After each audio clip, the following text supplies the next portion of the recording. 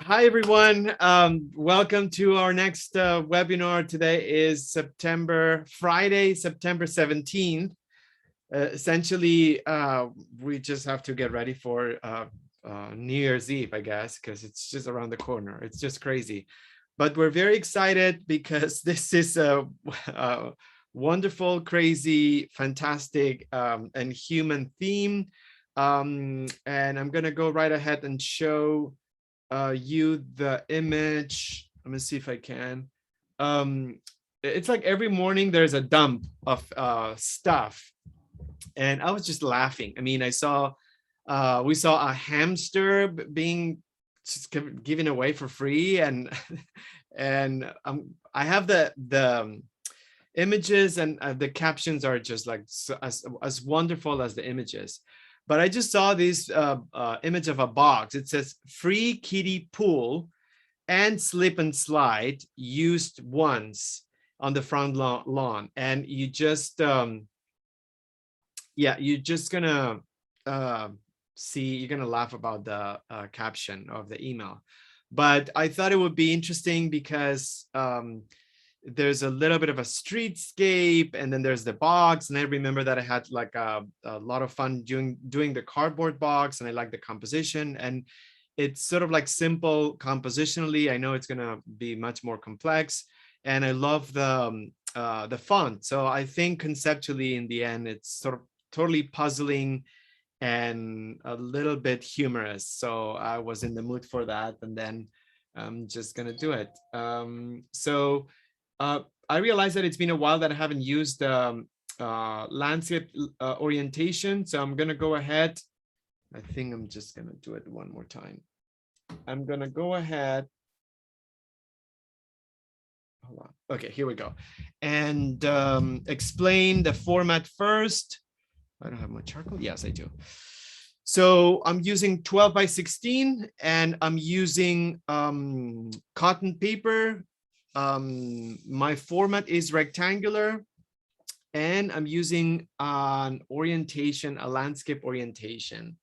And Julie, that's right. I love that.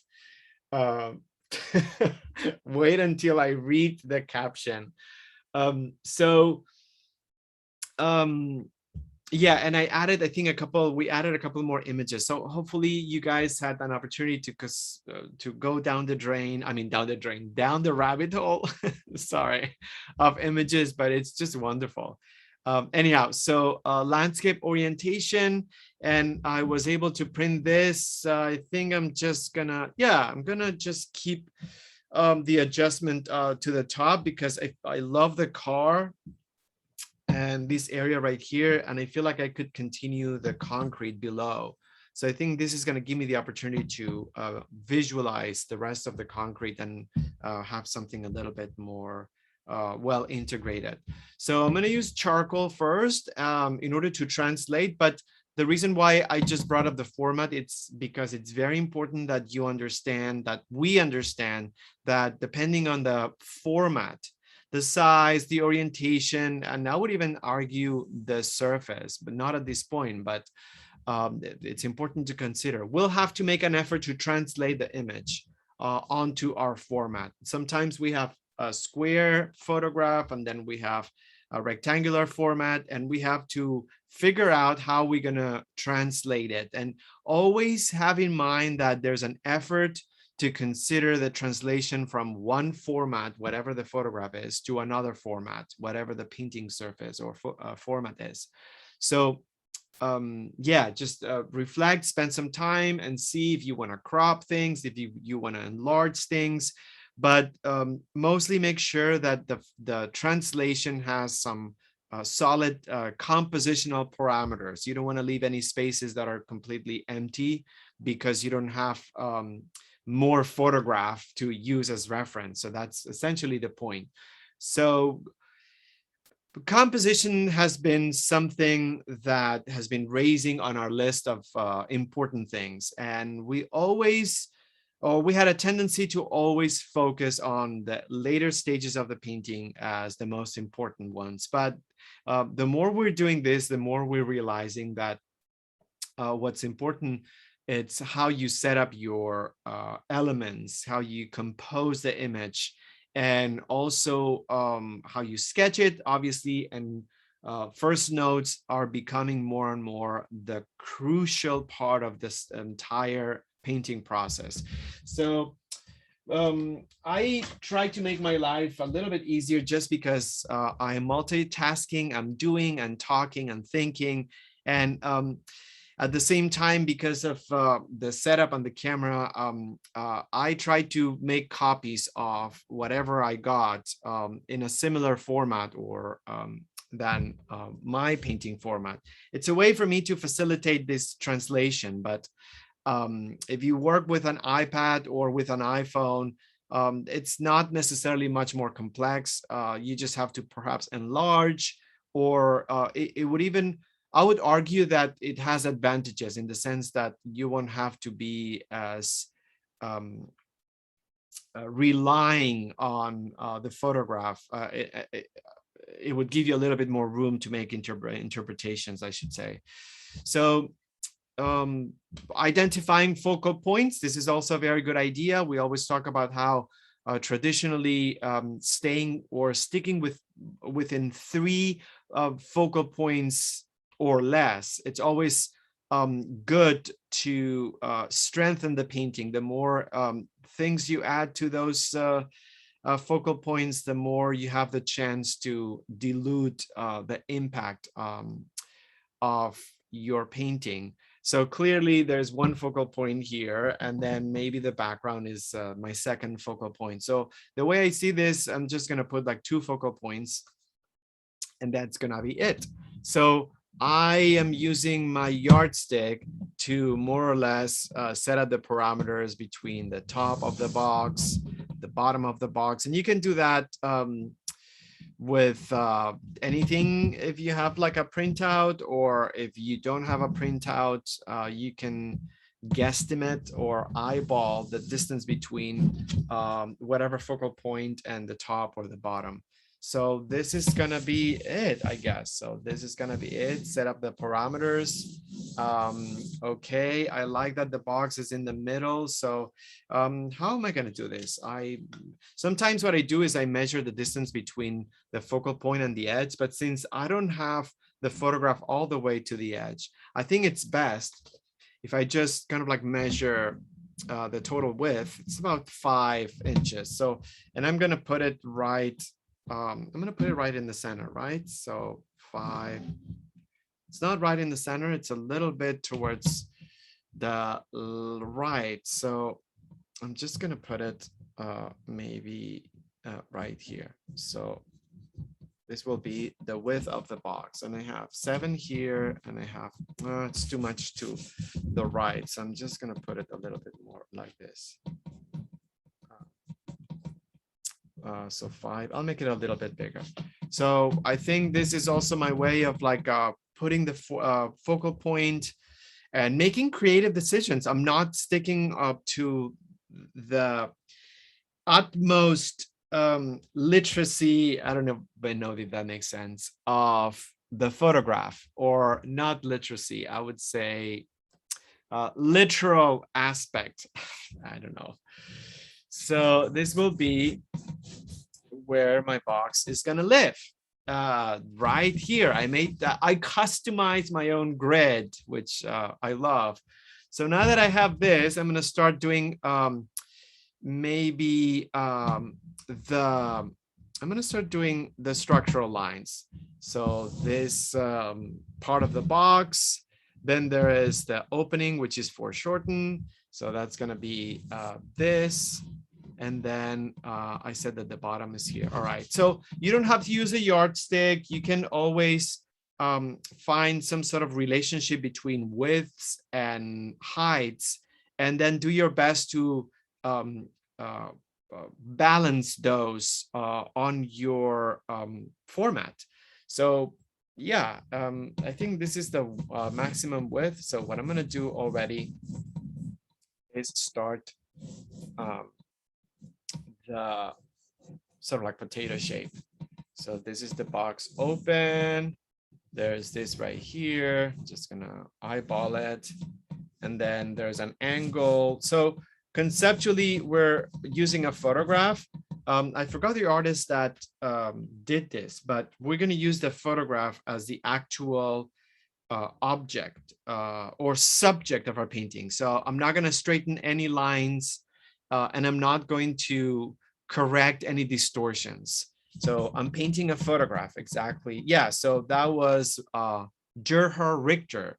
And that was a very important discovery, epiphany, learning experience, how he didn't try to the subject wasn't the image in the photograph. The subject was the photograph with all the discoloration and distortion that he would appreciate. So I just love that concept, you know. I'm painting a photograph. So here we go. This is the discombobulated box so far. So I think I'm just gonna erase, if I can, the accessory lines. I'm gonna try to keep a few minutes with the sketch. I think I'm done with the yardstick. And knowing that the sketching stage, I'm gonna try to sort of like stick with a solid time management plan right here. So I'm gonna go through the different stages of the sketching process: potato shaped structural lines, which I'm doing right now, a little bit of shading, and see if I can do that maybe in the next few minutes, maybe half an hour, 40 minutes. Something to be aware here, and it's only a suggestion because every one of us approach this differently. I'm not going to try to push this forward too much. I'm not going to turn this sketch into a drawing, and I'm just going to make sure that what remains on top of the list of criteria here, it's composition, which means placement, scale, and relationships, not detail. So I think that's crucial and very important, because we can just go overboard with a sketch, and then we get frustrated because, number one, we don't have time, and number two, we are undoing all the details that we represented with paint. So here we go. I'm just gonna do structural lines right now, and I may just change this as I go. Who knows? Who knows? But yeah. So as I do this, yeah, I think so. I'm not gonna do the letters right now. I'm not gonna do the letters. So this is the box. I think I'm okay with the box, actually. I'm actually okay with the box so far. All right, so my focal point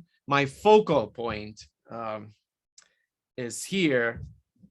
And then I'm just gonna go ahead and anchor the rest of the images on the driveway and the dry patch of grass, using the focal point as a reference. So for example, there's this line that comes out from this point of the box. So I'm using this side as a visual ruler, and then draw this accordingly. It goes all the way to the edge. So again, I'm interpreting this. So I think I'm going to visualize it in a way that becomes much longer, because I love that.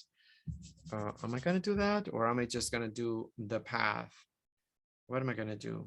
No, I'm just going to do it as the photograph. So all the way to the edge, and then I go back. And I have to reflect a little bit, because I always have issues with anything that's really flushed against the edges, because it becomes a magnet. And so I'm doing it right now, and I want to be clear with myself and honest about standing behind my decision. And I think that's okay. In other words, I'm extending this line right here. I'm making it much longer. I think I'm okay with that decision.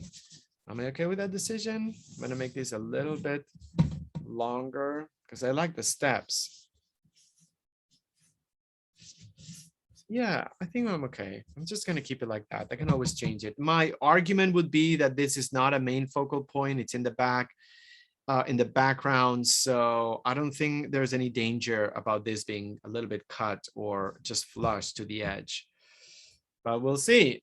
We'll see. I'm just going to continue to the other side. And again, oops, I am elongating. I think I should just do a little bit of moving this camera. Sorry, I'm making you guys probably dizzy, but I'm hitting it with my shoulder. And okay, I think that's good. So I'm gonna extend this pathway, and then also this on the other side. Yeah, and then there's a driveway here. I'm realizing that I'm in love with this trapezoid shape. I didn't see this when I selected the image, but there's something really cool about very Diebenkornian or Diebenkorn about this shape, this polygon, I don't know, trapezoid image or trapezoid shape. So I like it. I like it. This is a little bit where it's this parallel. Yeah. So I love this parallel angle. So I'm going to go with that. And then I'm actually going to use this to align the end of the grass, the dry grass. That's going to be so much fun to paint. I'm so excited about this subject. So excited. So here we go. And then the rest would be concrete. So I think I'm okay with that. So I'm gonna revise or sort of like go over again compositionally, focal points, identify the focal points, very important. Remember, you're translating an image from one format to a completely different format, bigger, smaller, longer, more square, or completely, random. So you have to make an exercise of how you're going to translate, what kind of criteria you're going to use to translate the image from one format to the next. You don't want to leave any spaces that are not going to be taken care of, or they're going to be completely orphaned related to the rest of the image. So make whatever tricks, adjustments. I elongated the lawn in my case. I keep the same size. The box is the same size, but make whatever adjustments you need in order to make sure that the translation has a little bit of work. So we're retrofitting the image onto a new format. There has to be a little bit of work going on to do that retrofit. Okay, so I'm just gonna go ahead and start shading, darker to lighter. I'm not gonna do the fonts yet, but yeah, what I'm gonna do, oh, there's the garden line right here. I love that. There's a separation between the lawn and whatever messed up planter there is there. Oh, I forgot to, I saw some posts about people offering free plants, and they did not like, I feel I want to rescue them because they were really sad. They were really sad. Okay, so I am just closing the trapezoid image right up there. There are some darker nodes. I just want to articulate or order, organize, deconstruct, and make sure that I have a regularity in the gradation of values. Let's put it this way, darker to lighter. So I'm trying to go over, I scan through the image up and down, left to right, and I try to find what's darker, what's lighter. So obviously this is like really clear. So that's what I do. I'm not accurate or tidy or precise or anything like that. I just want a broad general idea of where the lights and the shadows are going to be. And I will take that as an opportunity to start like painting when I do the staining.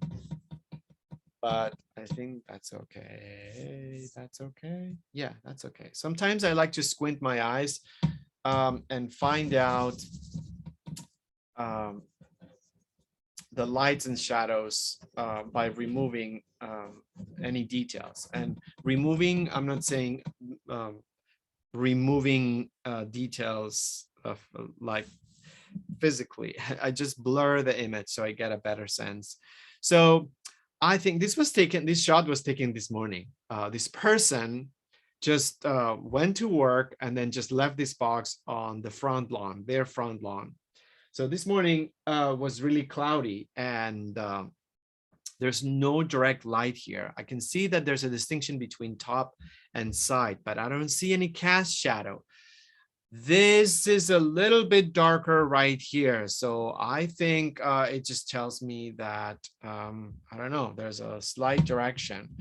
I don't even see the contrast between the brown lawn and the brown box. So I think what I'm gonna do is there's a little bit of lightness there, but I'm gonna have to play with highs and lows here. And I'm just gonna essentially, yeah, I think that's good. Essentially do this. This is a little, it's not a highlight. So I think I'm okay. I'm just gonna, you know what? I think it's enough, because again, if I do too much, it's just gonna slow me down, and I'm not gonna allow myself time to make adjustments while I paint, and then I'll just feel like much more tense and frustrated. So this is what's gonna be. This is what's gonna be. Okay. All right. So what else? Before I continue, I have to. There's no way I'm not gonna do that. I have to read to you. Let me see. I can turn a few things off here because it looks like this is pretty crowded.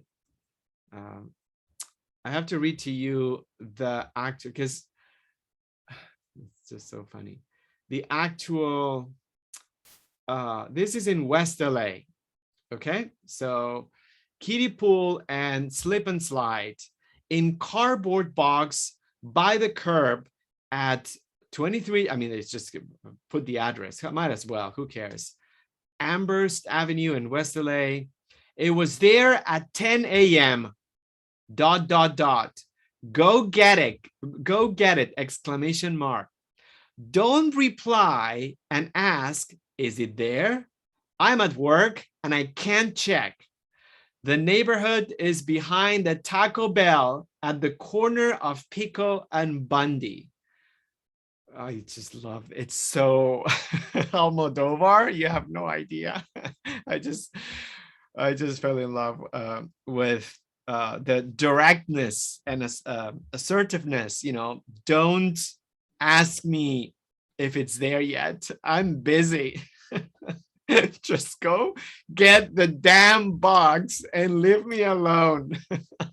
I mean, the person didn't even bother to take a picture of the box, if there was a box, or maybe a picture of the kiddie pool before it was used.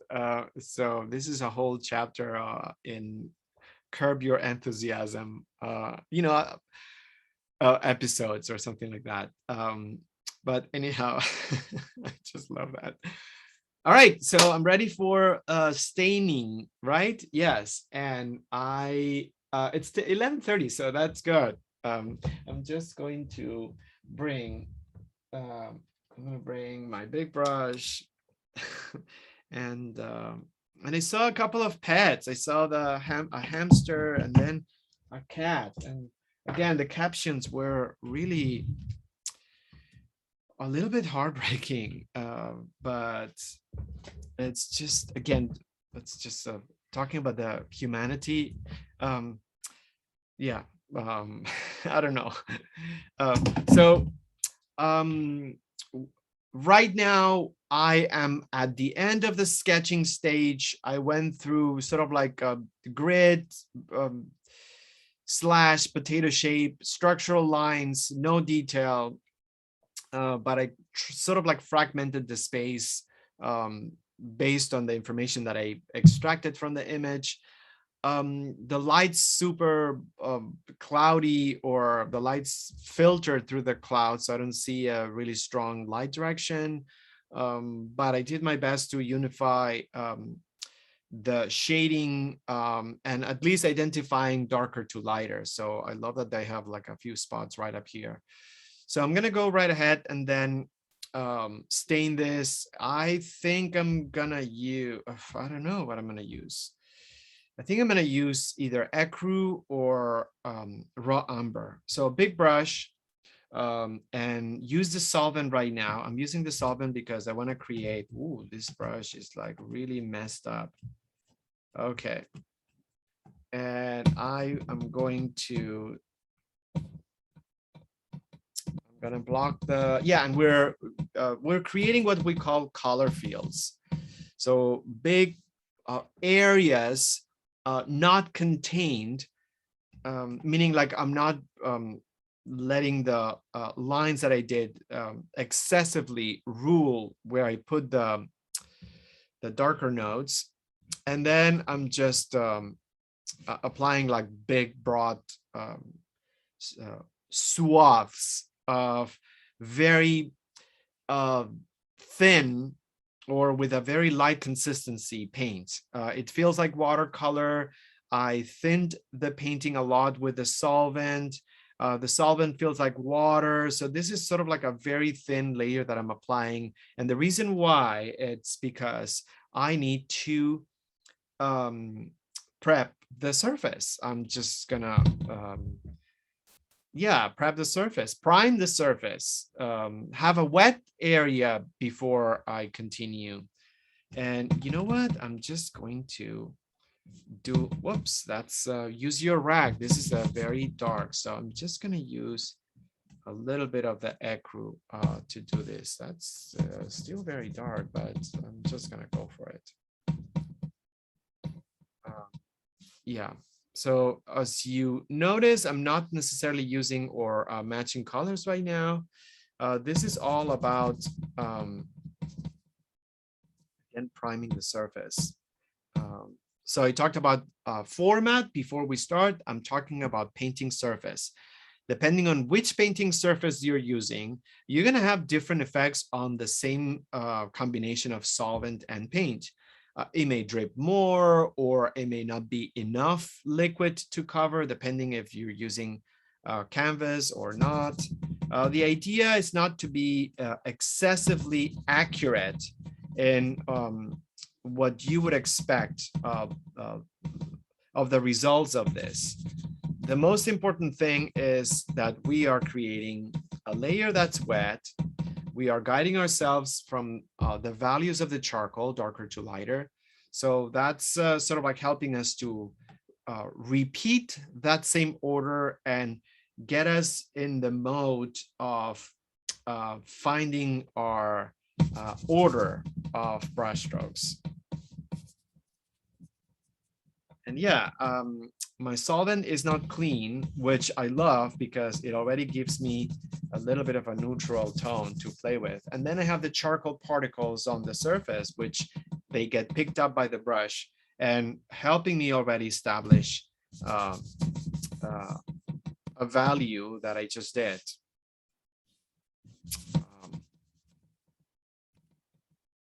With the paint.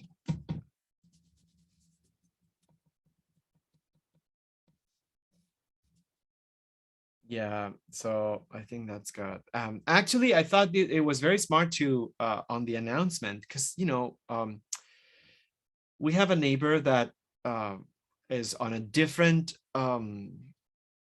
lane. I'm not going to use ableist words. I'm trying to control myself and clean up my language, but they are on a different lane. So that means that they make different kinds of decisions. And it's interesting because there's always something popping up on the driveway that to me, it has zero worth. And it's completely, I was just gonna, again, I don't know what word I'm gonna be able to use. I need to revise my notes and see what I can use, but to describe that. But in essence, I love the fact that some of the posts that I saw um, on the free section, they actually are reminders to people that the free stuff is on the curve for pickup, meaning like there's one less step to sort of like get that thing, because um, I thought that's brilliant. It's sort of like advertising that I left something on the front lawn or on the driveway, go pick it up. So instead of relying only on the traffic that drives by, you kind of like make a post on these platforms, and you let people know that you left something outside. And I think that's sort of like brilliant. I mean, I'm not talking to this person that much, and I'm not gonna let them know about this, but maybe they know about it. I don't know. I've seen really really weird stuff out there. Okay, so I think I'm okay. I'm using a little bit of gray. Oops. And I think the lighter part would be, maybe I use the rack.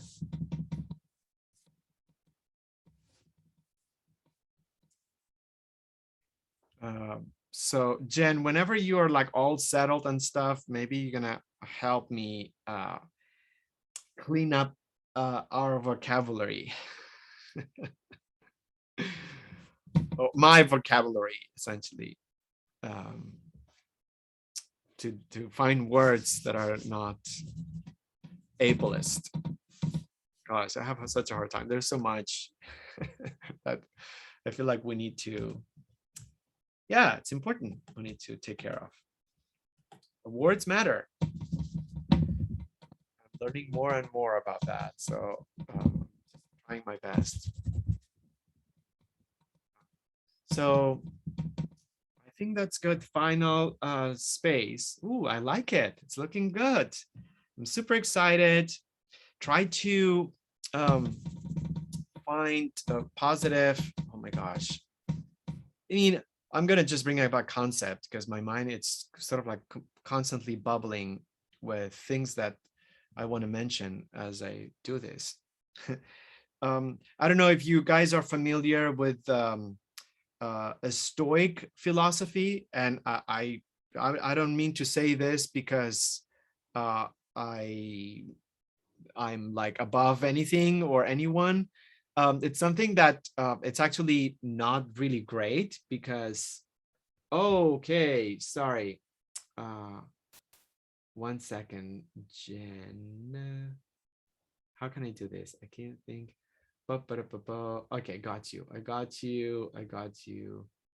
Boom, boom, boom, boom. Boom, boom, boom, boom, boom, boom, boom, boom. I think I got you, right, Jen? Maybe I did. Did Okay. Yay! Yay! Sorry, friend. When I took myself off my phone, it didn't translate to co-hosting on my computer. But so it's funny because I immediately came in to talk about how difficult it is to not use ableist language, that how much that that is a part of our jargon, our everyday jargon, and using words like crazy, I use every other sentence. It's really, really difficult. Yeah. So I'm with you, and it's oh my gosh, I almost just said it's paralyzing. Like, this is what I mean. Like, it's terrible. Yeah.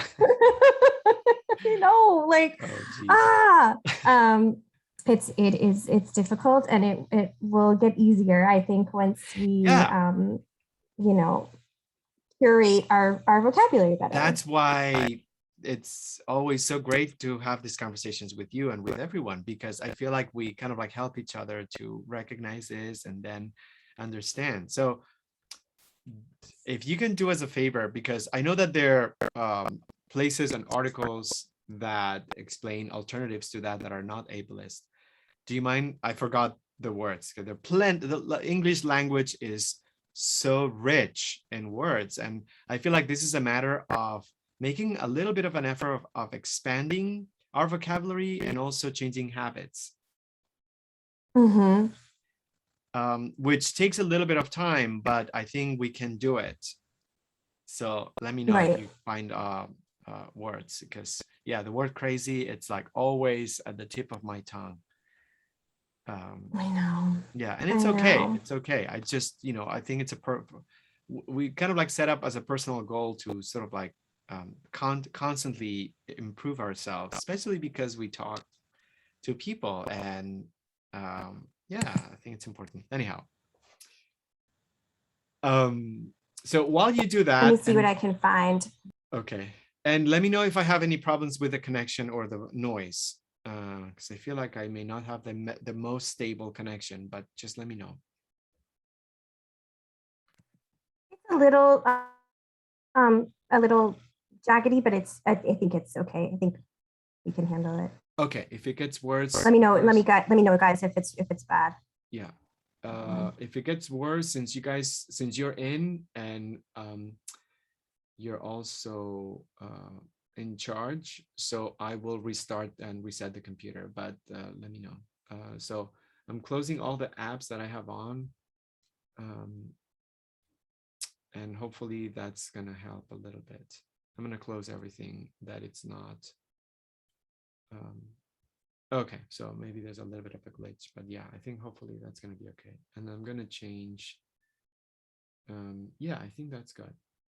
All right, so I'm gonna get ready for first notes, and I'm gonna explain first notes in case you are joining us from the future and you've never done this before. We're getting some questions about people wanting to jump in some of the webinars that are pre-recorded. So, but before I just jump on that, I have no, okay, anyhow. So let me just explain first notes, and then I'll just go on a diatribe tangent about Stoicism, and something that I find toxic, but that we could detoxify and apply to our painting, because it's I always find that certain principles may look good on paper, but then someone who I don't like appropriates those principles, and then by extension I don't appropriate them myself, which I shouldn't do, but that's okay. So first notes, I think first notes are possibly the most important, the most important stage, or it is the most important stage in the whole process, because we're doing a lot of things that will set up, facilitate more enjoyable and less frustrating outcomes when we move to second notes. First notes, color blocking, we're building opacity. We're going to repeat what we did with the wash, but this time we're going to add several layers. So there's going to be an exercise in multitasking here, because there's a lot that we need to take care of. Number one, it's going to be color blocking. So we will change the brush to a medium brush, because we will have to sort of like slow down the brush strokes in order to start contemplating the edges, not lines, but the edges that we have a little bit more seriously, not super seriously, but just a little bit more. So color blocking, number one. Number two, we need to start studying the color. So we have like raw materials, and at some point during the entire process, we need to start creating the actual palette that we're going to use for this specific subject. So this could happen at any point between the first mark to up to the end, I would say, also, although that it's less likely. But we feel like, we have been finding this sweet spot right now during first notes, in which we can actually dedicate time to understand how we have to actually start making colors for this palette. So opacity, and then creating the color palette. So I said opacity, I said color blocking. Color blocking means opacity in itself. Color blocking means already defining lines a little bit more. So I feel like color blocking implies a lot of things in itself. So color blocking, and then color palette. I think I'm going to try to remember these two main categories: color blocking and color palette. because there are a lot of implications within each of the categories. So I'm stopping using the solvent to paint. I'm just gonna use it to clean the brush in between colors, and I'm gonna use the liquid, the other liquid. In this case, we're using oils. We kind of like stop using mediums, but you could use either a medium or an oil. The solvent-free medium is wonderful, fantastic, and a no-brainer. It's just excellent. But we kind of like are using a combination of stand oil and linseed oil to sort of like make it a little bit more natural, I guess, or yeah, I don't know. That doesn't, yeah.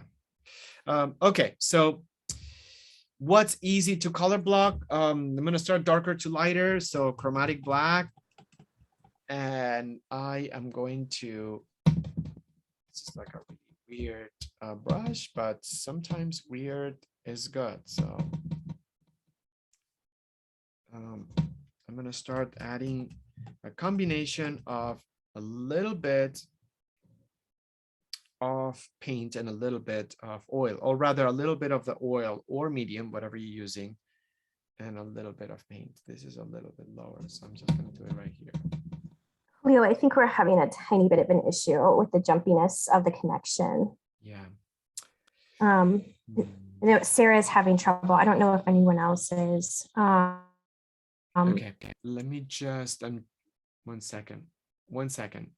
I just changed I changed my network. So I don't know if that's a little bit better. Jen, can you hear me? Can you hear me? Okay, can you hear me? Yeah, I can. I just changed the network because you know. Okay, so yeah, so okay, so you're frozen, but the box with the painting is okay now. But okay. I don't know. Maybe we're the only ones. Julie says she can hear well. Okay. Okay, maybe we just keep going and hope for the best. If it gets terrible, I'll let you know. Sounds good. Sounds good. Because I know if we stop, yeah. Okay. Yeah, everyone else seems okay. Okay. All right, we're gonna keep going, guys. Yeah. All right. So let's just kind of like continue, I guess. And if it gets too bothersome because these things are, then I'll do a refresh. It's okay. I can stitch together the videos, so it's not a problem at all. I don't need to study this dark right here, but I think I'm gonna use a combination of the raw umber, chromatic black, and the gray. I think that's okay. So be mindful when you use black because it may be too strong. And I would say, okay, so I don't know what's going on today, but let me just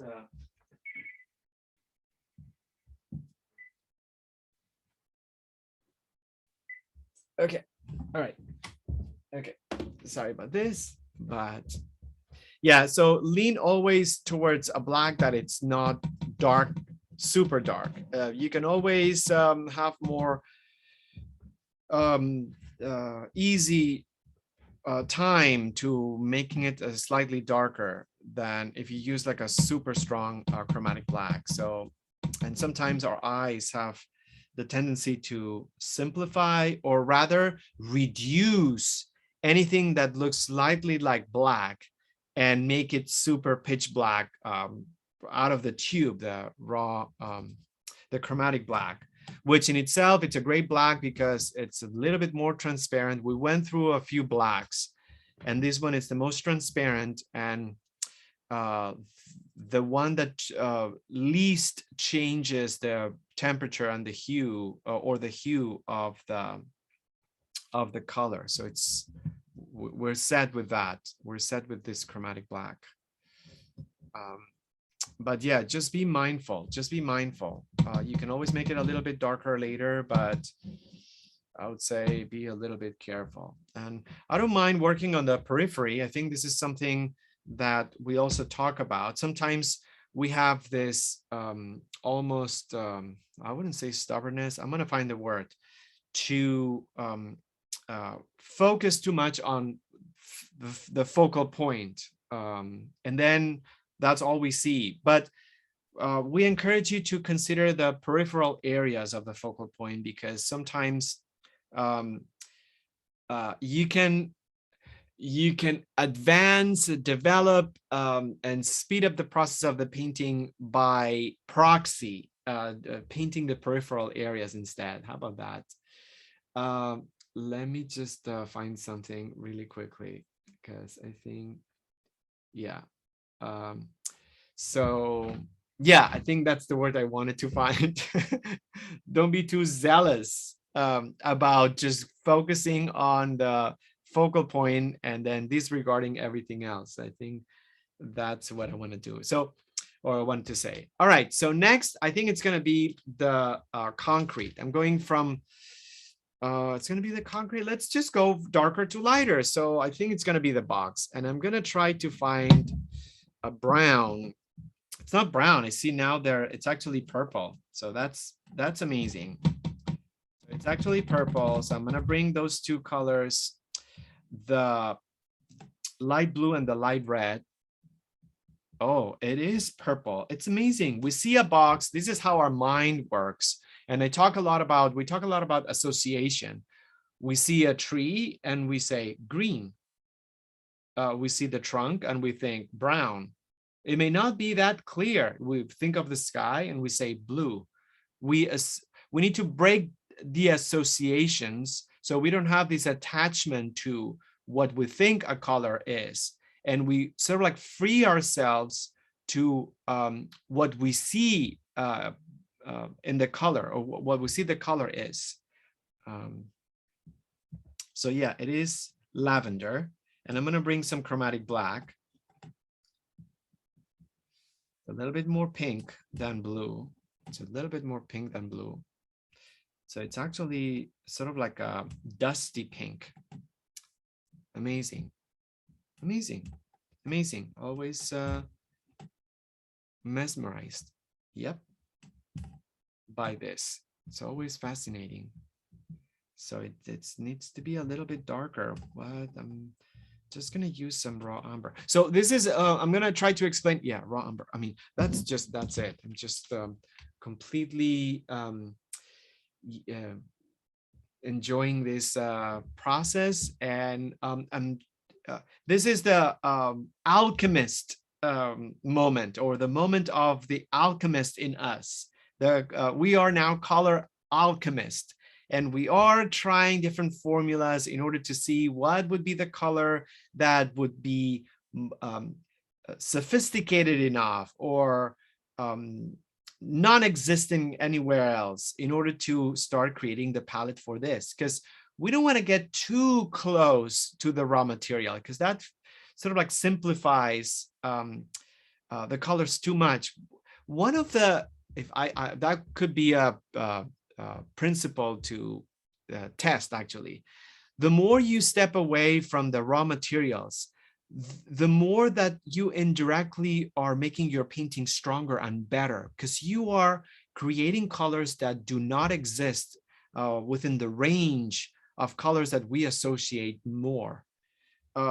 So I think that could be a really subtle way to make a better painting by not worrying too much about forms and proportions and relationships. But when it comes to the color palette, creating colors that have subtleties, that they're not clear yellows or reds or greens or grays, the closer to the raw material or the raw color, the less sophisticated, and this is a total judgment, the less sophisticated your painting will be. So be a color alchemist and test your color a few times. This is something that happens when I do color samples, and when you see art studios with people like testing the color. This is a very traditional step, by the way. This is not something that we just came up with. but you see artists testing, color sample after color sample. And the reason is because they are, they want to get something that is away from whatever they squeeze on the palette. So think of the times that you painted your room, your house. I mean, what was the color process in the, or the color decision decision color process, whatever. All right, so I'm just going to color block. I love this dark lavender. So I'm gonna block the box right here with this lavender tone. Color blocking, first notes. This is an example of first notes, darker to lighter. I wanted to do the concrete, but yeah, darker to lighter. A little bit of, I got the formula, so every time I'm making more paint, it's going to be a little bit different, and that's the beauty of it. So, and by the way, this is something that it's going to be new, a new piece of instruction. So when I make a color and then I run out of the color, okay, I just did this and I ran out of the color. And then I'm like, my gosh, I wish I would have done more, but that happens all the time. Then I have to make another batch of that color. And I know that it's not going to be the same. So what I do is that I don't go over the color that I did at the beginning, because I feel like that's, it's going to be a loss. I got the color and then I'm just applying the color whenever I don't have the color. So I get sort of like a range already, and I don't have to feel like it's just getting too flat. The color's getting too flat. So try it, because I feel like I'm seeing some examples of people or painters that they just make a color, they paint it, and then they run out of the color before they paint the whole shape. And then they do the color again. It's not the same, but then they repaint the entire thing, almost with this zealous feeling of, you know, making sure that everything has to be the same color. But my advice is that just embrace the patchiness. It's going to be good. It's going to make your painting better. It doesn't have to be all super even. Okay, so I am just, this is a little bit lighter, so do this. Okay, good. Ooh, I'm loving this so much. I want to drive by. I mean, I don't know. I want to go to the west side right now because it's going to kill me on the way back. But I feel like I want to just go to the lawn. This lawn. And take a picture of this if it's there. I don't think it's there, but you never know, you know. The listing, Julio, was hilarious. Oh my gosh. That was amazing. Yeah, that's so good. It's so good. You know, I mean, it's just, yeah, talk about humanity, you know. There's no AI that is ever going to write anything like that. Let's put it this way. And I love that. So true. Sorry, right. whatever. I shouldn't use the word insane. So please, I love it. Jen, tell us any words. Okay, I got you. Okay. So it says how to avoid using ableist language. Some people use the R word. I'm not going to say that word. Or stupid when they mean frustrating. We're past that. Yeah, never use that. When they mean frustrating, annoying, or obnoxious. Some people use the word spaz or the R word when they mean silly, cheesy, dorky, nonsensical. Some people use insane or crazy when they mean intense, amazing, really, wicked, awesome, wild, extremely. Some people use lame when they mean bad, uncool, awful, unpleasant. Some people use crazy when they mean shocking, unbelievable, overwhelming, outrageous, ridiculous, bizarre. Some people use psychopath. Yeah, some people use psychopath or sociopath when they mean dangerous, threatening, menacing, and frightening. Okay, can I just say, we're not allowed to use psychopath and sociopath? Like we're defending psychopath? Is that terrible? That I think That's that? something that's new. I agree with you. I haven't, and those sort of like pages I of mean, recommends. yeah, like everything else. Yeah, totally. Get it. Got it. Psychopath and sociopath, we're not allowed. Like, okay, sure. Okay. And then it says that you basically the way to speak is to use people first language. So people first language emphasizes the person, not the disability. I think we have a good handle on this, but it's basically placing the person first. A disability is no longer a person's primary defining characteristic. It's simply one hour. So like instead of saying disabled child, you say she has a disability or children Okay. with Right. disabilities. Yes. Instead of saying she is quadriplegic, you say she has quadriplegia. This is one. Yeah, instead of saying he is confined to a wheelchair, is wheelchair bound, you say he uses a wheelchair. Right. Carl just like corrected me on that like yesterday. So This is it's so important, and it's because it's not like we have to learn a new language. It's like we have these words. These words are also part of our. We right. have to redirect our language in a way that it's so simple, and it just makes a huge difference. I mean, it makes such a huge difference. Thank you. Well, and even like my mom has an accessible parking thing that she hangs in her car. Yeah. And she like it almost like when suddenly something's wrong, and then the like hearing it just hurts your ears, like when people say like master bedroom instead of primary bedroom, now that like hurts my ears.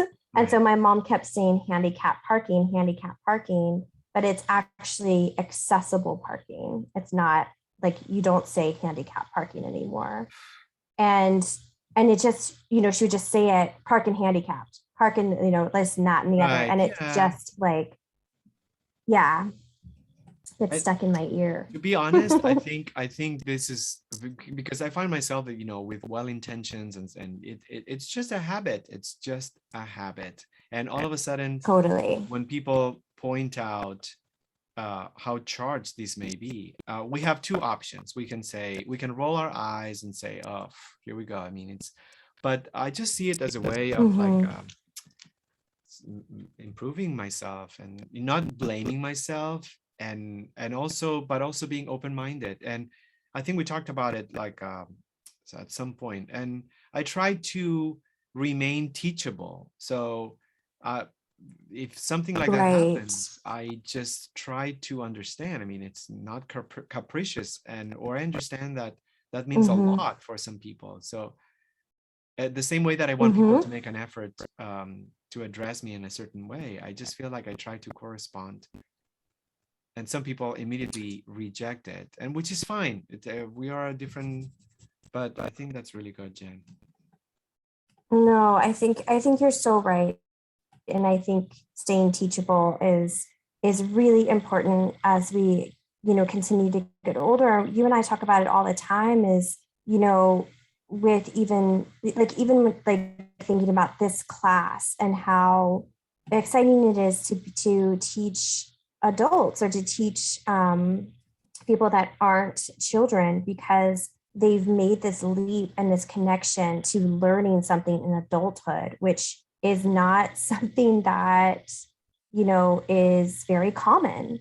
And so, how exciting that is. And so I think in all ways, like to remain teachable is really important. I also like, and you make up such a good point of like, I want people to treat me a certain way or approach me or, teach, come to me in a way of respecting me and and what have you. At the same time, like, the disability community is something that any of us part of at any moment.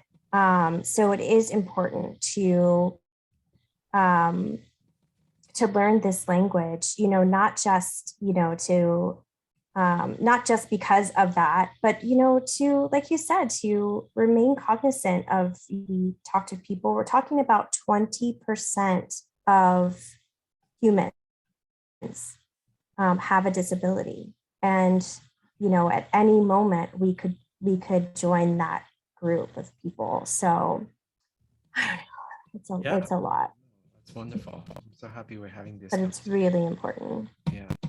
Me too. Well, thanks. Anyway, Yeah. painting. I'm sorry? I said, anyway, painting. No, it's good. Yeah. So no, it's just good. We can do, I love that we can do both and get something as a bonus on I top of agree. everything. Yes. Yes. And it's so 100%. it's so funny because um uh it's funny to see new people joining us, and I feel I don't want to be judgmental, but I feel, I mean, and we've had two examples. We've had people that are light years behind these sort of like reflections, but we've also had a few less, but a few people that are way ahead. I was totally blown away with Sophie, when we Yeah, had that she's conversation. Oh amazing. my gosh, I'm like, she made me feel like Yeah. I need to do a lot of homework in regards to all these things that we talk about, which is wonderful. I mean, it's just, to be fair, it's wonderful. But It's exciting too because I feel, I mean, I should say I hope that people, especially in the entertainment industry, because it's so what's the word? Oh my gosh. What is it? Everywhere. It's everywhere. Oh my gosh, what is the word? Anyway, ubiquitous. yes, thank you. Ubiquitous, because the entertainment industry is so ubiquitous in so many ways. And when I speak about the entertainment industry, I mean everything from like, even like advertising and, all that brings. But you really hope that the entertainment industry is at the forefront of having these conversations and at the forefront of making changes and, understanding that it's a really big responsibility of theirs um, to not only just talk about this, but to make changes. And to know that she, works in the entertainment industry and my God, I mean, I can only assume that has a big job. I mean, she's so smart, but the fact that she is so at the ready to have these big talks and to be so knowledgeable about so many things was exciting on lots of levels. Yeah, the other day, and I'm gonna explain exactly what I'm doing, I promise. But the other day I learned, just to show you. So I watched a little, I watched a video and I learned how, I mean, I was just, someone was teaching, someone who stuttered was teaching how they would wish other people would address them. So, so he was just explaining, when someone stutters, don't finish up that person's sentences, because that's sort of like a way to curtail their expression. I was like, oh shit. So if you see that they're going to say a word and they're taking their time, just don't say anything, just keep listening. And then another thing, which again, you feel like you want to help that person, and then you want to say, oh yeah, But no, that's that they Right. take it as a, Right. yeah, it's hurtful. And the second one is like just Hmm. keep looking at the person as if the person was talking. So don't look at the mouth or uh, show that you're anxious or nervous, or just keep looking and be an active listener. That person will say everything that they need to say. You don't have to do anything. And I was like, okay, all right, that's something I need to start understanding, because no one taught me that, Yeah. and I understand that that's hurtful, which is very interesting. Well, and on that same in that same lane is with Carl's job, we work with a lot of people that are deaf or hard of hearing, and so a lot of times they'll use a sign language interpreter, and it's really important that even when someone has an interpreter, you continue to speak to the person, but that can, prove difficult, because here the interpreter is speaking to you, so it's hard not to just speak to the interpreter. So yeah, that's something that I like in my head am always like, okay, talk to this person, not their interpreter.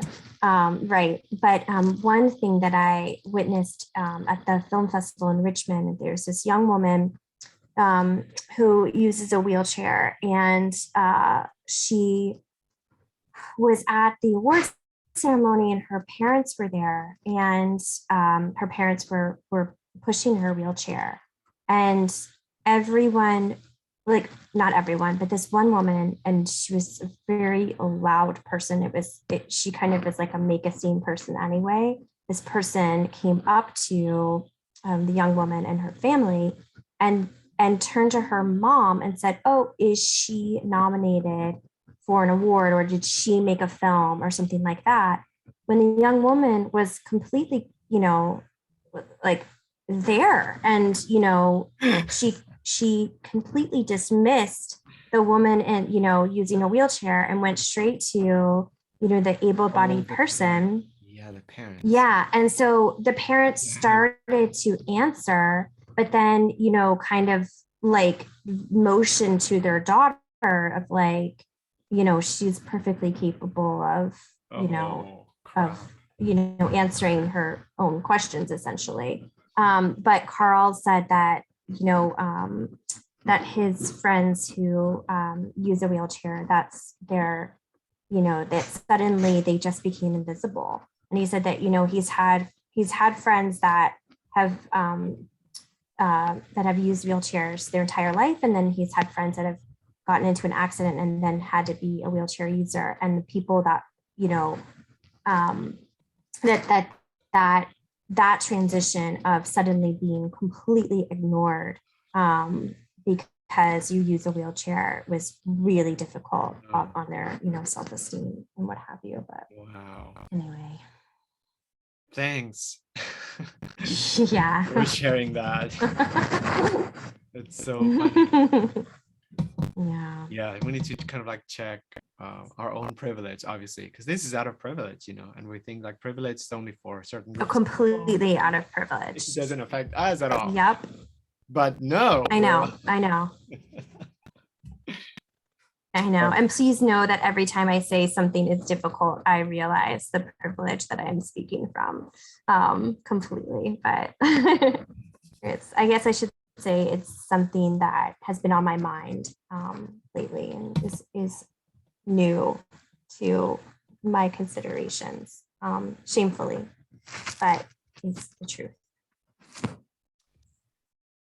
oh, wonderful. Fantastic. Thank you, Jen. This is so great. Again, this just I feel like this affects more than just this specific subject. So let me just go back to the painting, and to kind of like finish the first notes while we were talking about this amazing subject. But I just did a little bit of a few color samples, I realized that with the grass, there's texture and there's variations and changes. But since I'm on the first note, I wanted to select one hue, one. So I just did a few tests while we were talking, and I realized that I didn't want to bring green because, again, I'm going to circle back to what I said about trying to create a color as far away and with as many subtleties as possible compared to the raw material. So I thought if I bring green, I'm just going to essentially bring a very strong color and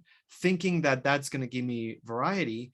But I am going to end up simplifying and flattening my color palette. It's not going to feel like it's a genuine color palette that I created for this.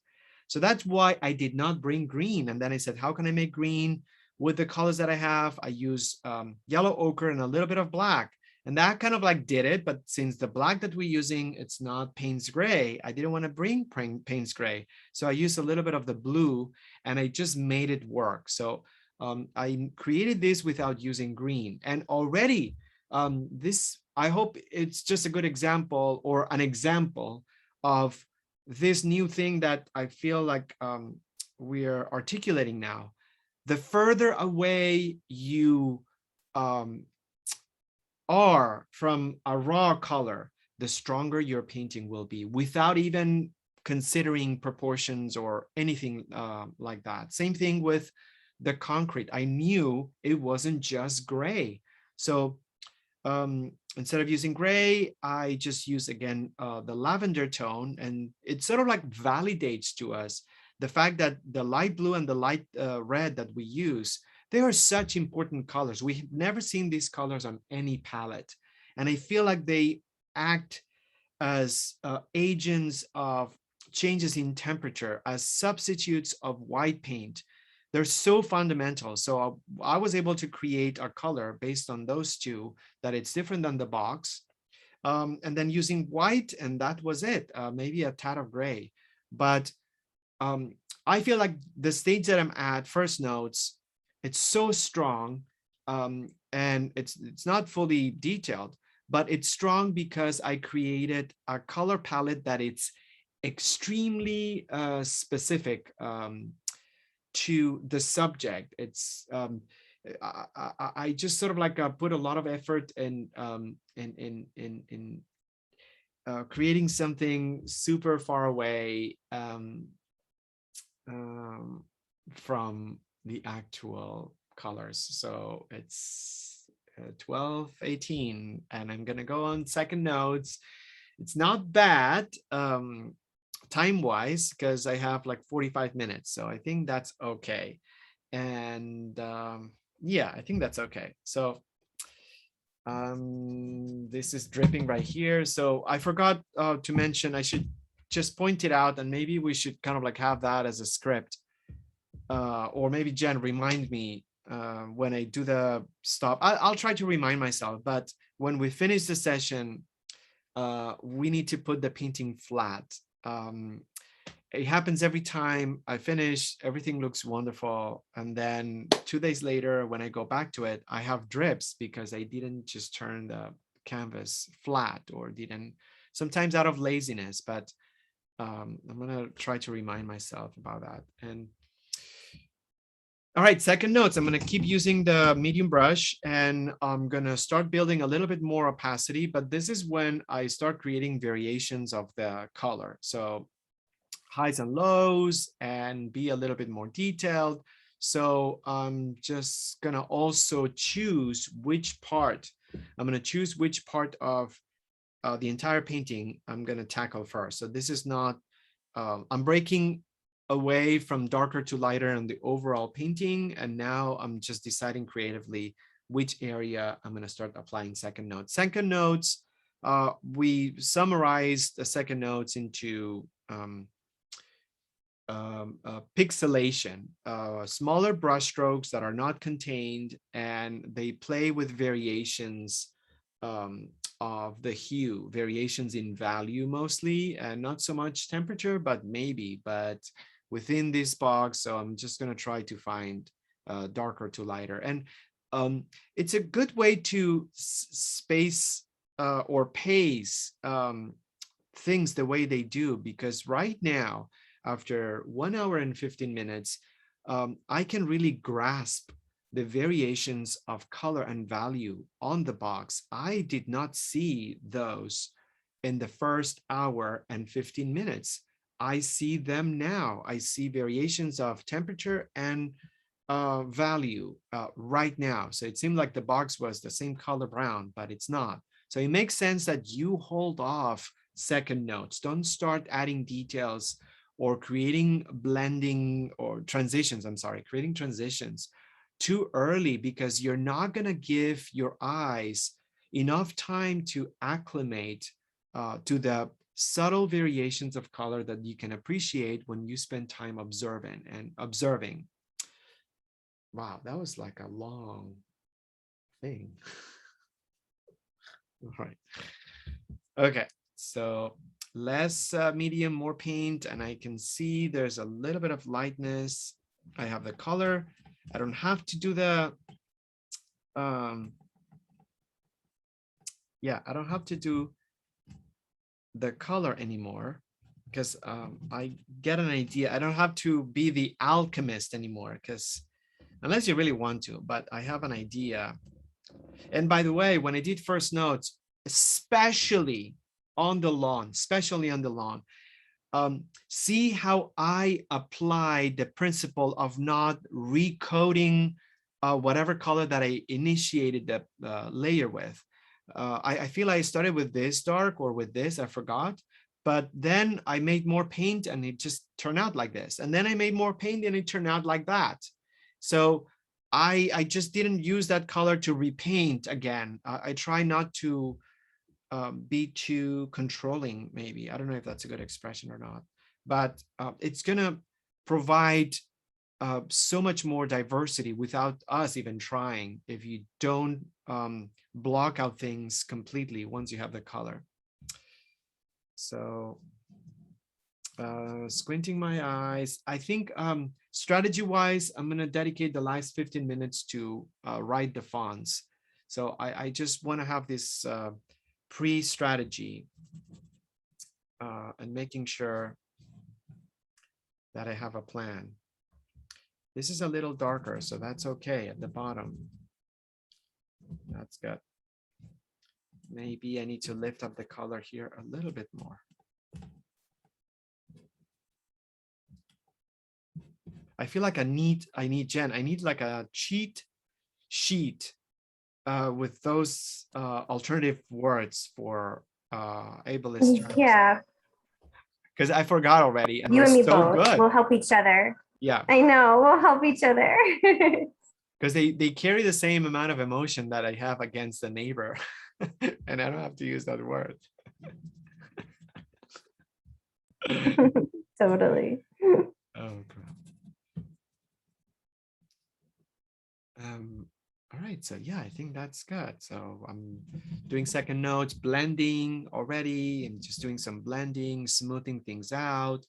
I'm just gonna go back to the little section here that I have with the grass, and I'm gonna try to clean up or close up or remove. I need to make more of it. So I remember the combination. I don't have to be super detailed, but I think that was a good combination. And I'm going to try to shave off that darker spot or darker, what is it? Band. Maybe just bring some white. Second notes, it's a good stage to kind of like start incorporating some white in your paint mixture. Yeah, so I'm trying to, this edge right here, it just feels like too thick. The line feels too thick. And sometimes it's okay to blur the boundaries between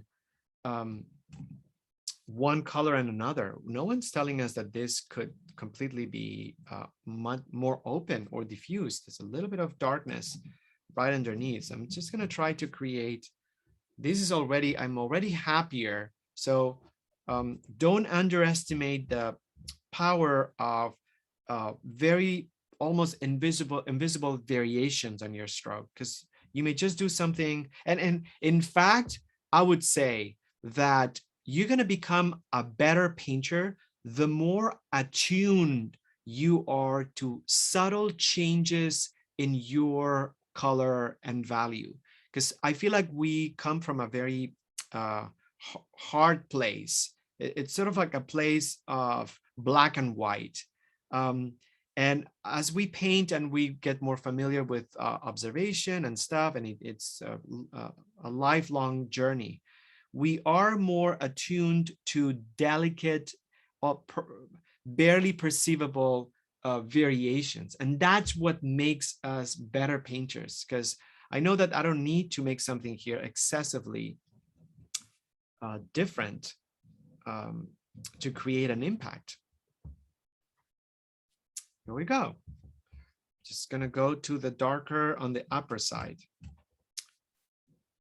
It's so funny because if you ask me, these things that we're talking about, they're not so much about technique. People are pretty much sort of like convinced, or they have this insistence in thinking that it's all about technique, and it's not really. It's just sort of like about becoming more sensitive. I think technique, you could just like learn it yourself, and eventually you're just going to get there. I mean, it's something that you acquire, but becoming more sensitive to variations, to things that happen, that's something that, I don't know. I mean, it's something that requires much more effort. I don't think anyone can teach you to become more sensitive. Maybe I'm wrong. Yeah, maybe I'm wrong. I don't know. But yeah, it's not about technique. This is not about, now, oops, now you do this and you're going to get this effect. And I think I need the brush a little bit smaller. It's becoming more sensitive. There's something darker here that I really love.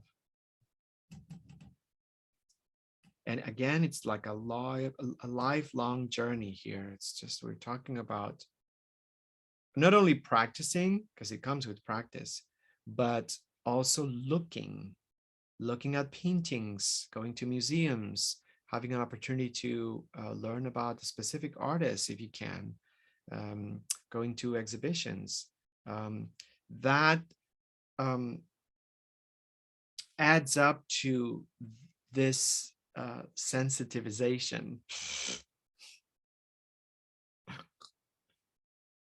or becoming more sensitive.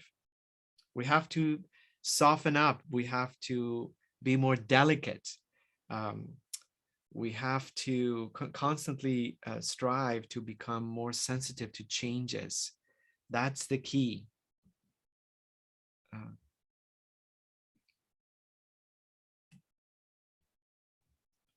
It's a lot. It's always a lot, because that at the same time, it's sort of like it's very counterintuitive when it comes to being more confident. We have to be more sensitive, but then at the same time, we have to be confident. So it almost feels like, this cannot be possible. How can you be more sensitive, but at the same time, more confident? Yes, you can. We can. Yes, we can. One thing doesn't cancel the other. They just can both happen at the same time. Doing the fold, I am just creating something lighter here. So I'm slowly, I mean, I said I was going to dedicate more time to the focal point. So I'm slowly building the box, And there's something about, this is an example. One area is lighter than the other because it creates a crease, but I put way too much white there, and I barely put any white. So this is an example of why the smallest variation at this stage will just give you a huge, that's better. I just had to be extremely subtle to create something that would not suck up all the oxygen on this area, gather all the attention, and then not allow the rest to actually shine. So okay, so I'm just going to continue. At the same time, I also need to understand that I don't need, and we talked about it, like I've been pestering about this issue, changing the mindset to understanding that we have already so much. So we have a lot already that we can play with, rather than having this approach to being always behind or not having enough. I don't have enough detail. I still need like a million hours. And I have those feelings. I share those feelings, but I just feel like at the same time, I need to learn to understand that there's already enough that I can play with. I don't need a lot more to make this already successful and what it's supposed to do. So let me just bring a little bit of lighter notes right here, maybe with a zinc white. I feel like the zinc white, I'm using it less and less for first passes, because I feel like it works better for second passes than for first ones. But I may be wrong. No, I think it works here. I think it works here. Again, it's the reason why we have this, it's because of the subtlety, because whites could be really brutal when we apply them. And again, without enough sensitivity, we may just do it either too bright or too dark. It's sort of like bringing up the example of be careful of using blacks. Look how dark this looks. And when I first applied it, this looked pretty bland and not dark enough. But yeah, just same with white. It's the subtlety.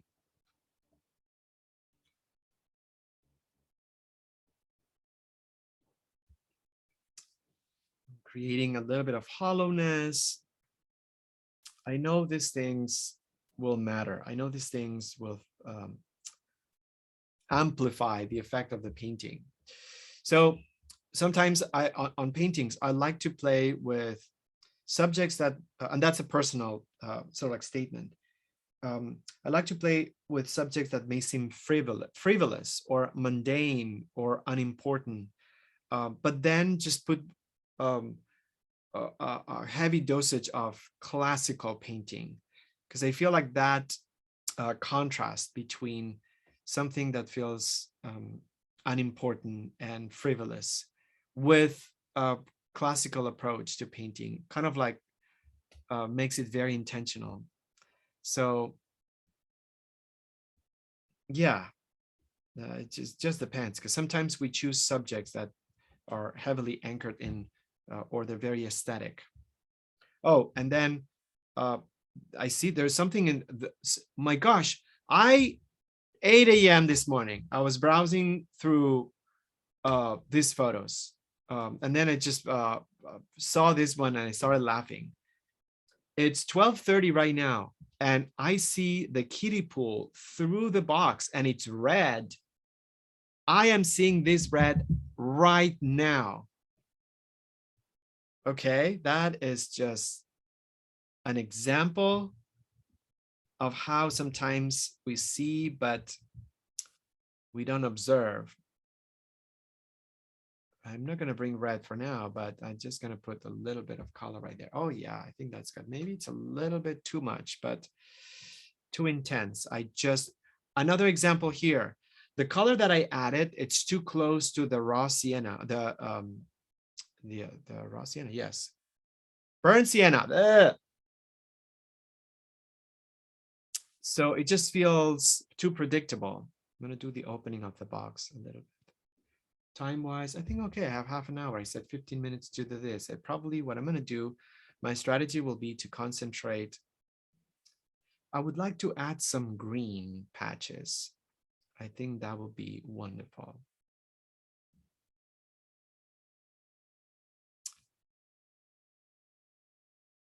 Oh yeah, so I'm just gonna go back to the Stoic philosophy because it's been on the news and people sort of like are not just now because it's been going on for a while, but people on social media um, sort of like have been uh, quoting Stoic philosophers and talking about Stoicism, and I just had no freaking idea what that was.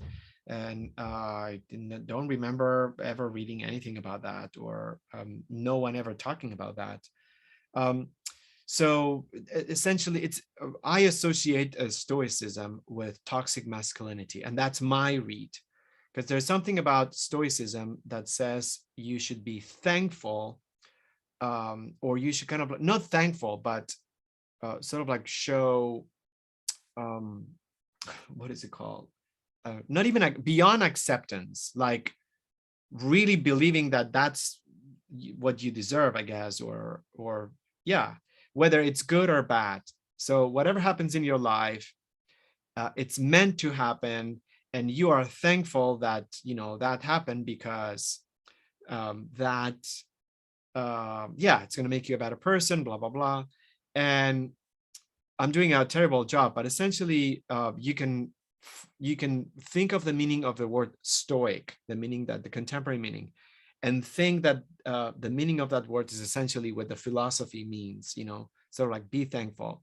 So stoicism apparently was in vogue a few years ago when one soldier that got captured in one of the conflicts, an American soldier, wrote about his journey and explained that the Stoicism and books about Stoicism help him survive through the entire horror.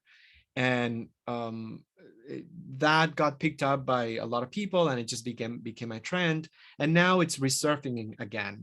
Young generations are just going back to Stoicism. And so why am I saying this? I promise there's something related to painting about this, because there is a component of that aspect that it is positive in the sense that if you feel like you're through your painting process and something's triggering you, or something is making you feel really bad, um, uh, stick with it. Stay with that uncomfortable feeling. I'm not saying be thankful for it, but have the conviction that that's where you're supposed to be and what you're supposed to feel. Because if you stick with it and then you are sort of like not getting like suffocated or swamped emotionally with that feeling, you're going to overcome it ultimately. So again, a video popped up yesterday and someone else was kind of like explaining that even they use affirmations when you are feeling like you're through something really rough. So I just mentioned this because on one end, I think it's a good way to incorporate a sense of grit and resilience when something triggers you through the painting process. As you know, painting, it's not easy, and it kind of like some people shouldn't be doing it, honestly, unless they kind of like go through certain things.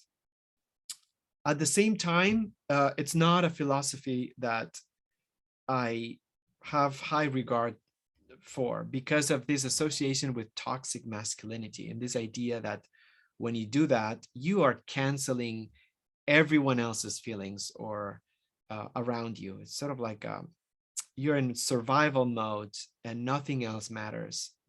So anyhow, that's what I wanted to say. Especially first notes, stick with it.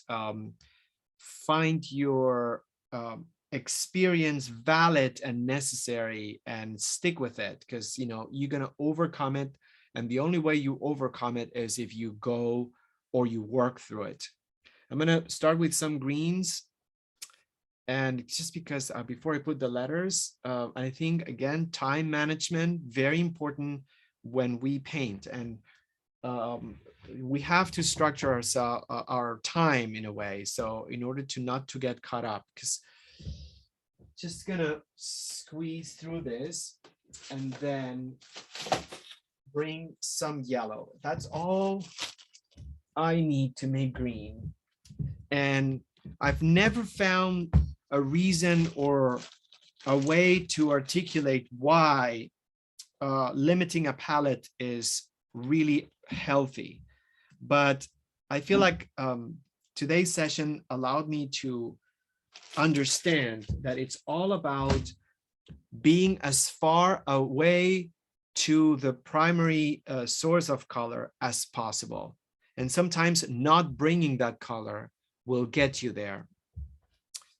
So as usual, yellow and black, the chromatic black, gives a really great green. I may need to, because this is a very bright green, just gonna see if I can. It's too much yellow, so I don't know, maybe I'll need some blue. I'm gonna try. No, this is not gonna work. It's not gonna work, and I am going to bring some blue instead. I'm gonna bring some blue instead, and I'm gonna bring some cerulean. Again, I'm just trying. I hope you see the hoops that I go through, and I try not to. I try to avoid going through the predictable hoop, which is okay. I'm gonna squeeze some green, and instead I'm gonna make the green. Cerulean is just bonkers. It's just too strong. I think I need to desaturate it. I need to bring some gray. So gray is a good color too. Cerulean is just bonkers. I mean, it's so strong. I think there's a reason why. I don't think the Zorn palette, Dina will tell us later. The Zorn palette doesn't have blue, I believe. I get it. I may be wrong. I think it doesn't have blue. Jen, it doesn't have blue, right? The Zorn palette, I believe. No, I don't think so. It has what Payne's gray, right? Yes, But no like blue. that. Yeah. Totally get it. Totally get it. Because that cerulean blue is like super strong. So, but I'm just going to create this swath of green grass right here.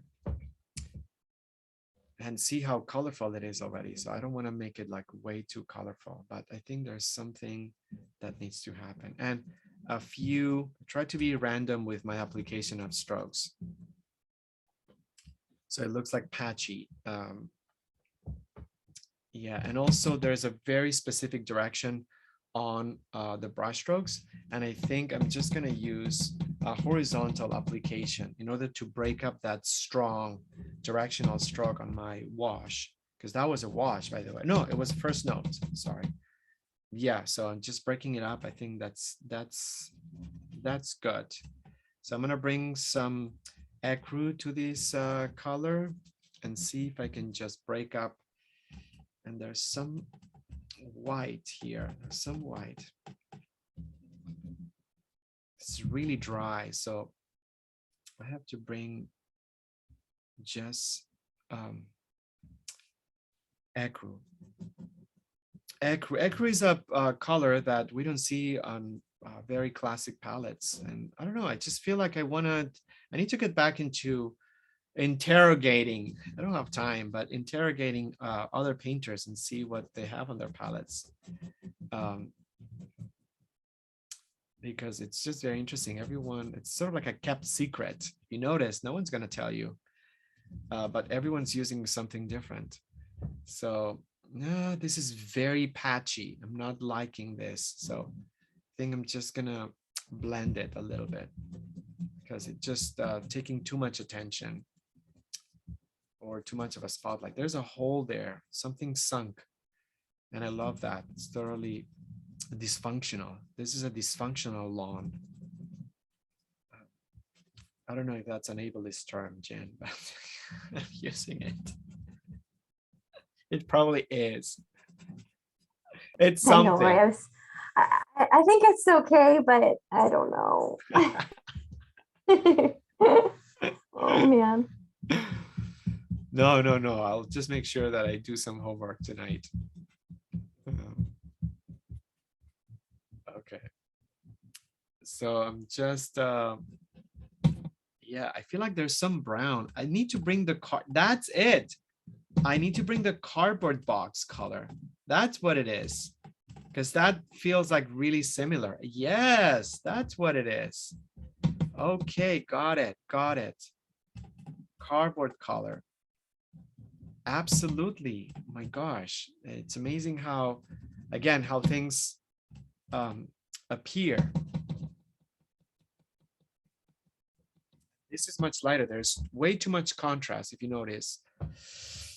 Wait, well, it's not super. There's not too much, but there's contrast. So I'm just gonna bring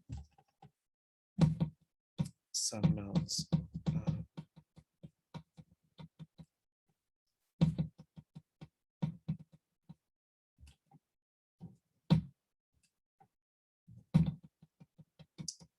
Yeah, it's cardboard color. Amazing. It's cardboard color. Again, it's just always be aware that you will choose colors by association. And you have to break that association. It will happen. Lawn, green.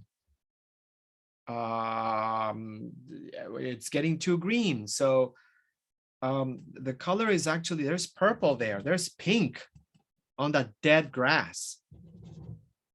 So be careful about associating a color with an object that you recognize or you see. I mean, the idea is to sort of like break the association. So I'm going to keep it like that. I don't want to overwork it. I'm not extremely satisfied, but I should apply the Oprah principle. Just focus on what you already have, not on what you think you lack. And then, so let me see if I can just bring a little bit of black to that green. Maybe I can desaturate it and apply a few touches. Right. So I feel like there is a little bit of a shadow. Yeah, I think so. I also want to bring back the premise that we talked about last week, 2 weeks ago, I think even 3 weeks ago. Luc Tuymans, the Belgian artist who says that only gives himself one session per painting and doesn't carry the painting forward too much as a means to not overwork and also keep the image as a fresh, authentic translation rather than just getting caught up with perfectionism or control too much. And the way he explains it, it's brilliant. And I totally, for me, those are teachable moments.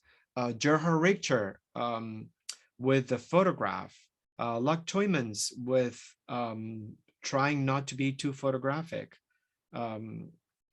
So yeah, I appreciate those sessions. I feel this was a very good breakthrough session in regards of like bringing new stuff. All right, so that's it. I'm just gonna go with the letters right now because I feel like it looks pretty solid. I want to work on the concrete with highs and lows, but I just and look what I'm doing. I am just gonna test that marker because I want to make sure I don't get trapped into associating marker black, because if I do that, then it's just going to be way too hard.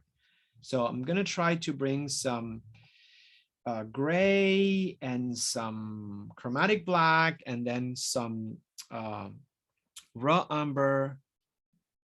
Okay, so I made it even a little bit lighter, but definitely it's not black. And I'm just gonna try to disassociate that I'm writing a message, because that's another thing. Sometimes we just, and also I need to be careful. Sometimes I did this wrong. Because when I write letters like this, I always try to start with the middle letter and then I expand left and right. I have to be double careful right now. Sorry, I shouldn't said. I should have said I just did it. I started differently instead of I did something wrong. I did it differently, but I just have to be extra careful right now because I know myself, and I know that sometimes if I start with fonts from one end, either most likely it's I don't have enough space. Less frequently, I end the fonts too early. But there's never the right integration. I either come too short. I think I'm okay with this, but I'm going to do this with, and again, why am I doing this? Because I'm associating painting fonts to writing. So I start with the letter F to write the word. Instead, I should have appreciated the fonts as a painting element that it doesn't have to be recognizable. And then sort of like approach it from a perspective of not writing, but just appreciating. Yeah, okay, I think that's good. And I can always darken it. So I'm happy to have taken. So, and then what? So I'm gonna really apply this principle. Instead of starting the word kitty with K, I am going to just start with the middle word, letter, I'm sorry.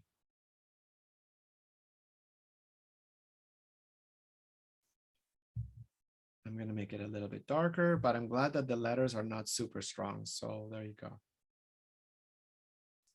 A very gentle pressure because I have a lot of, I'm looking at alignments. I'm not looking at the isolating the word.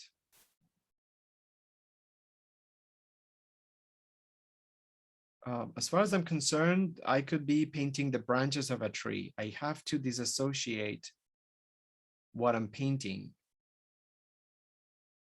with what it looks like. So yeah, it's not easy. You have to make an exercise that it's different than what we're used to. It's not more difficult or it's not more complicated. It's just not familiar.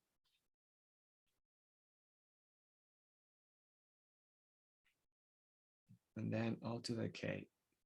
Again, I just make the mental effort of imagining that this could be an insect, the legs of an insect, could be the branches of a tree. I could be painting flowers. There's no difference. I have to find alignments. I have to find distances. I have to compare. Yeah, I think that's giving me great results right now. So I'm glad I'm moving forward. All right, so I'm going to do the next word. So I'm going to stay with that approach. This is a little bit closer to the edge, but this shape, which in my mind, I shouldn't think of what it reads, what it means, could be a completely different language.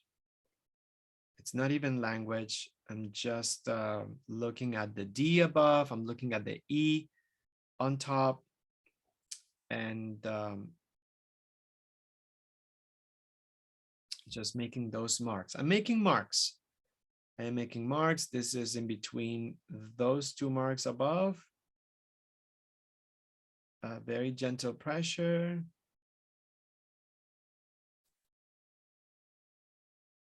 I'll do another pass. I'm not at the Luc Tuymans level yet. I need at least a second session on a painting. One day. I look, yeah, that's going to be my next growth period. Okay, so I think that's good. And then, so there are these elements right here. I'm just, if this was hair, I wouldn't do every strand. So I think for now, I'm just going to blur these things, and then I'll decide at some other point in the process if I want to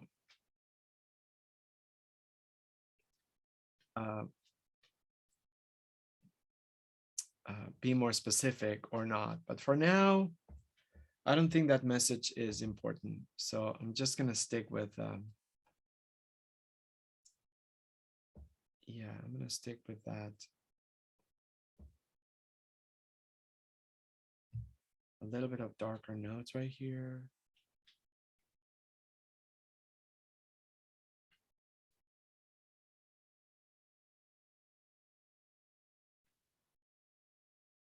I think that's good. Maybe I'll just do a little bit of a pass.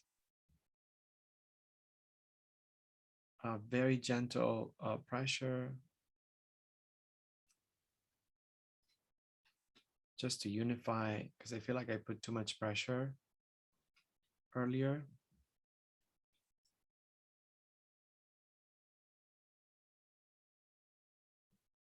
I also make sure that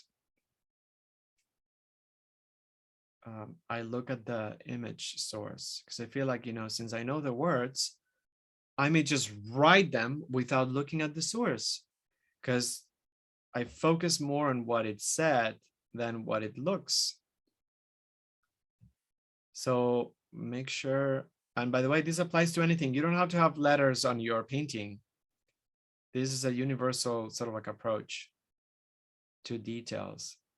Disassociate. Don't try to paint it in a way that it looks what your mind thinks it should look like. Yeah, tons of mental effort here to do this. It's not easy. I'm gonna get some cardboard painting, cardboard color. So I feel like I need major cleanup from the outside. Because one thing that I notice is that the quality of the lines is very similar. So I need to shape things from outside.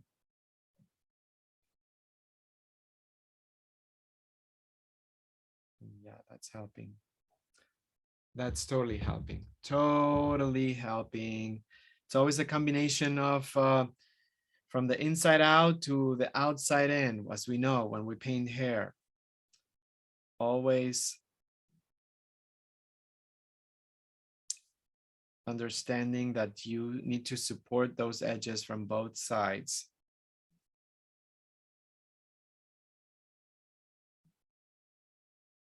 Okay, so here we go.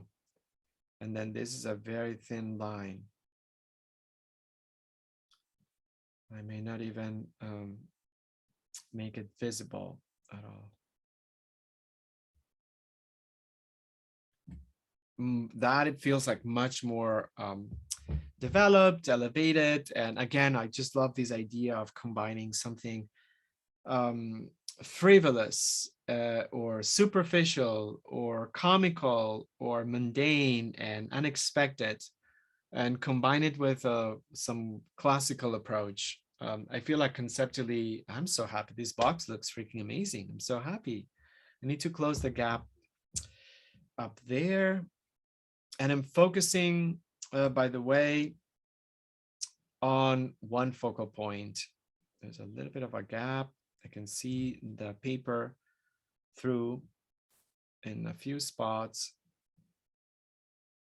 Right here also, I'm gonna bring some darker brown. I'm just gonna amplifying some of the details right now. Again, tuning in the extremely subtle variations of color, of temperature, of value, but making an effort to not making things black and white. Black and white mean used metaphorically.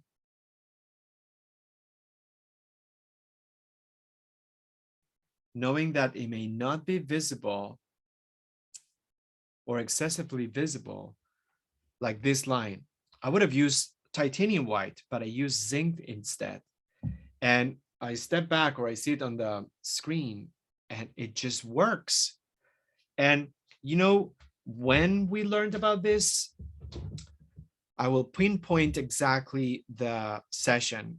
It was the pearl earring, the Rembrandt, the Vermeer, the pearl earring, and how mesmerizing was to observe up close the fact that that was barely painted, the fact that the pearl emerged from the absence of brushstrokes.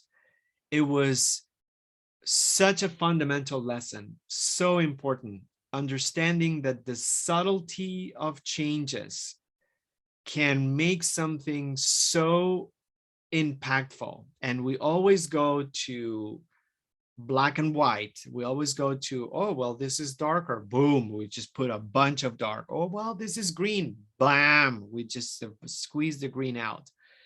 What happens with that? Stripping the subtlety. This is like, I mean, priceless info. Because I wish I was taught this somewhere. It just kills the magic of the painting. It just makes it predictable.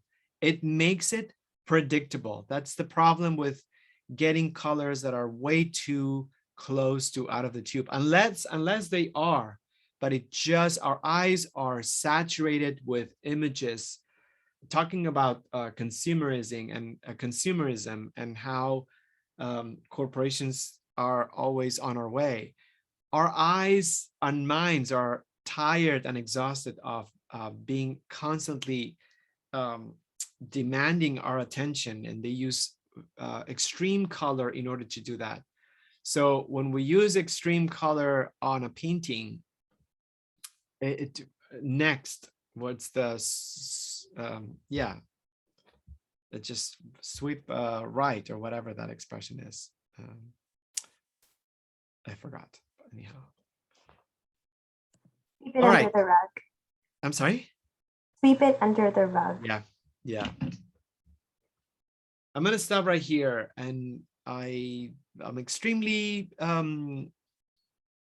content. Yes. All right. So here's what we're gonna do. I'm gonna take a picture. I'm gonna upload it. Let's take a 10-minute break. I'm gonna stop the recording, and then I'm going to reset the computer. So when we just, it would be a good opportunity, because stopping the recording, then I can do that. So 1:10.